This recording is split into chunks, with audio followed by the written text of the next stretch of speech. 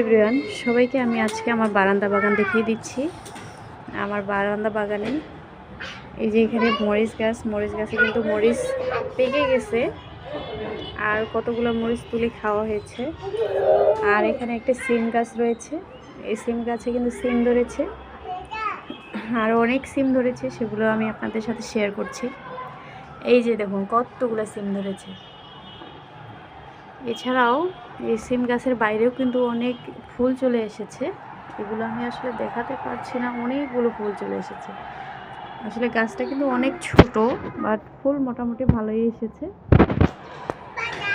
তো আমি দেখানোর চেষ্টা করছি খুব ভালোভাবে।